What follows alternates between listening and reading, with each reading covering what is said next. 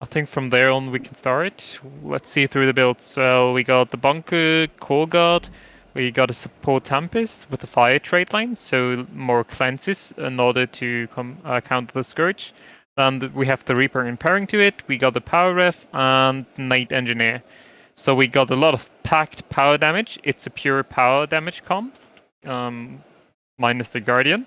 So speccing into toughness here would be definitely the right approach for blue team. So let's see blue team. Blue team is running with Retail Guard, Bunker Core Guardian, God of Unranked, the Zeal Firebrand, running Mandis, offering a sort of team fight, but mainly no pressure, power based.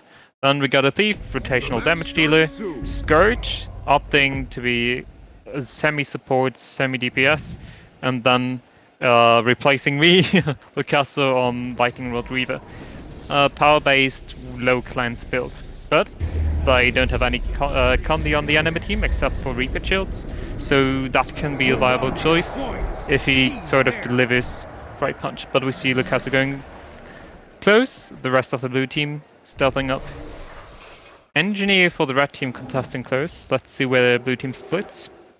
Okay, they're sending Andreas directly onto far. Let's see. So Thief decides whether or not he wants to plus. We can ignore close because that's a bunker matchup taking place on the blue team's note. So we see the plus here from Impact. Great. Okay, he's contesting the node back. So let's see the hard seeker spam coming out. This looks actually kind of threatening. Hello? So he has to kite out. Blue team gets the node. Let's see the team fight. So we see the Scourge kiting up there. Red team has the node pressure. Obviously with the Tempest support and the Reaper having node pressure there, but they could definitely return in kills. So if they can get the pick here, the blue team. But we see the Fireman being pressured. Does he have renewed focus? Yeah, it's still available. So blue team kind of in a bad situation. Impact being pressured here, pulling the Dagger Storm, and he has to stealth. Can he survive though? Yes. So now it's on him to go. I don't know why he's crossing the side node. It's already in his favor. Blue team definitely needs to get the buffs in these games to kind of push the match the red team a bit better stat-wise.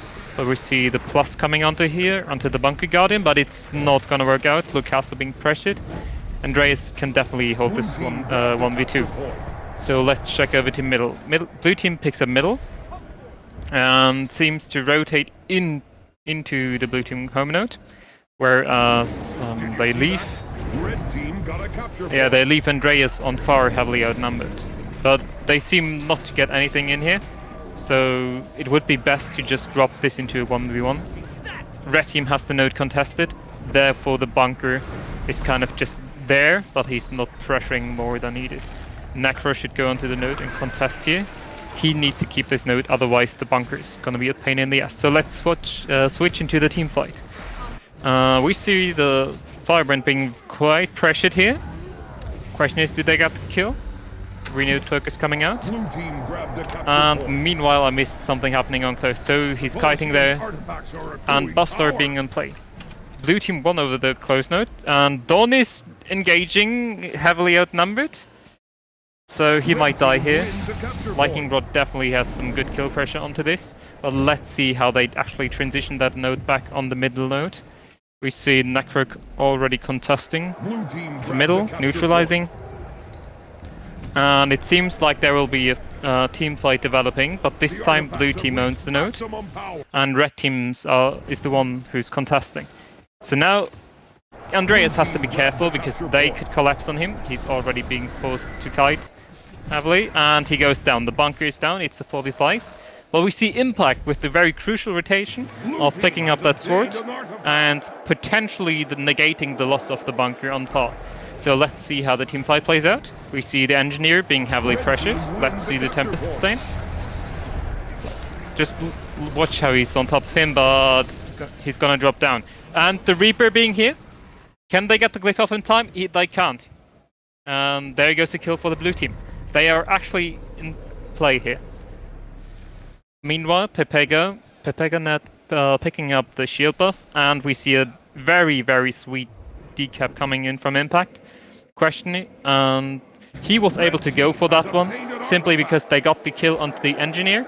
So red team was forced to kind of, well, they were kind of dispersed, and he couldn't just be followed with someone. And we actually see the kill coming onto Dawn, solo kill in the 1v1. And Impact actually now can full cap this node for his bunker. However, his bunker is forced to contest close. So I'm not sure with the full cap here, because there's no one coming to him. Because Thief can't hold this node, and he has no one to swap places with. But maybe we see the blue team, the Reaper and the Elementalist, coming from mid onto far. And actually, Reaper being pressured here, it's a 3v2. And the Reaper being trapped here by the Lightning Rod, this is what I was talking about. It's an actual viable replacement. We see more damage and CC coming in. Question is, can they follow it up? Mid is being uncontested here, whereas close is heavily outnumbered in favor of the red team. So whoever gets the kill here in this very intense outnumbered situation will take the lead. So let's see how that plays out. However, we see the Hollow-Smith contesting into mid now, which will be an interesting fight, but we see in red team spawn the Reaper going down. Can he get the outnumbered Glyph? He can, with the teleporting away, but the Reaper is still being pressured, and he will die a second time. The Tempest needs to rotate out. But we see Engineer contesting red team's home node, which is capped in the blue team's favor. So we see Dawn's rotation. He should not contest into middle. There is a 1v1 taking on far taking place. So he will be +1ing Lucasa. Ali doesn't have too much of defenses as soon as his cooldowns are out. He actually has to take the Glyph here. And does he have Earth involved? He has. So Impact with a great stealth. They should completely disengage, and now they have the Earth Shield. Bad targeting by Lucasa. He might die for this misplay here. But here comes the re-stealth. Great play by Impact on this point. But he's being revealed. Will he be picked off? Yes, and he will be going down. Red team might be able to come back from this, but we overall see very good node play from blue team. Even though red team supposedly had the stronger team fighting comp. Actually, Scourge and Firebrand are doing a lot of work here. And we see a kill on Pepeganet between Andreas and Andre. Wait, that was stupid. Well, we actually saw... yeah, nice confusion of the names there. Well, we see close for blue team being fine here, and they might extend the lead now, since it's a 4v5. Guardian on respawn. Let's watch the team fight. Blue team has both buffs thanks to Impact. The question is, can they really contest this node? Scourge is able to free cast here, coming in. And it doesn't seem like they can't really hold on to the node. Question is, can they get the pick somehow? But Lucasa with the Earth Shield here coming in. And Tempest actually being forced to misform here. He's running over the kiting spots. Glyph still available, but if the Elementalist dies first, this is not a teamfight reset. And we see the pressure coming out, Glyph interrupt, and with the Reaper, with the offensive buffs, the Storm's coming out. So, good snowball there. Blue team actually keeping themselves really strongly in this game.